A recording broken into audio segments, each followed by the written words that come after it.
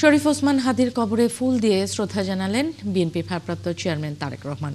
শনিবার বেলা 11:30টার দিকে ঢাকা বিশ্ববিদ্যালয়ের কেন্দ্রীয় মসজিদ প্রাঙ্গণে হাদির কবর জিয়ারত করেন তিনি। পরে জাতীয় কবি কাজী নজরুল ইসলাম কবরেও ফুল দিয়ে শ্রদ্ধা জানান বিএনপির শীর্ষ নেতা। শফিকুল হকের প্রতিবেদন।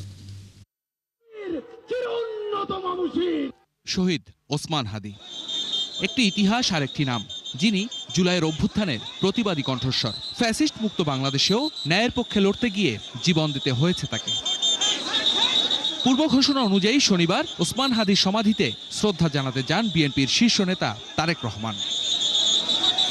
শুধু ওসমান হাদি নন, সেখানে জুলাই অভ্যুত্থানে নিহত সব শহীদের আত্মার মাগফিরাত কামনায় বিশেষ দোয়া মোনাজাত করা হয়। এরপর জাতীয় কবি কাজী নজরুল ইসলামের সমাধিতেও শ্রদ্ধা জানান তারেক রহমান। এ সময় দলের কেন্দ্রীয় নেতারা ছাড়াও স্থানীয় নেতাকর্মীরা এবং ঢাকা বিশ্ববিদ্যালয়ের উপাচার্য উপস্থিত ছিলেন। এই কবর জিয়ারত কেবল আনুষ্ঠানিকতা নয়, বরং গণতান্ত্রিক আন্দোলনের ইতিহাস ও আত্মত্যাগের প্রতি দায়বদ্ধতার প্রকাশ বলে মনে করেন বিএনপি নেতারা। দলটির মহাসচিব মির্জা ফখরুল ইসলাম আলমগীর বললেন, তারেক রহমানের এই শ্রদ্ধা নিবেদন অত্যন্ত তাৎপর্যপূর্ণ। এর মধ্য দিয়ে তিনি রাজনৈতিক প্রজ্ঞার পরিচয় দিয়েছেন।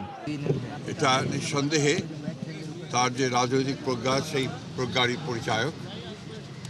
আজকে একটা জটিল রাজনৈতিক পরিস্থিতির মধ্যে যারা তারেক রহমান সাহেবের আগমন বাংলাদেশে এটাকে অনেক সমীকরণগুলোকে সহজ করে দিয়েছে। তারেক রহমান সাহেবের যে জনপ্রিয়তা এখন তুঙ্গে উঠেছে, আমরা বিশ্বাস করি যে এই জনপ্রিয়তার মধ্য দিয়ে এবং তার যে নতুন যে চিন্তা ভাবনাগুলো বাংলাদেশের জন্য, তার যে নতুন পরিকল্পনা, এই পরিকল্পনা বাংলাদেশে একটা নতুন দিগন্তের সূচনা করবে। দোয়া আর শ্রদ্ধার মধ্য দিয়ে শেষ হয় এই কর্মসূচি। আর এর মধ্য দিয়েই গণতন্ত্র পুনরুদ্ধারের আন্দোলনে জনগণের লড়াইকে আরও বেগবান করলেন আগামীর রাষ্ট্র পরিচালনার সম্ভাব্য দায়িত্ব নিতে যাওয়া বিএনপির এই শীর্ষ নেতা। শফিকুল হক, ৭১, ঢাকা।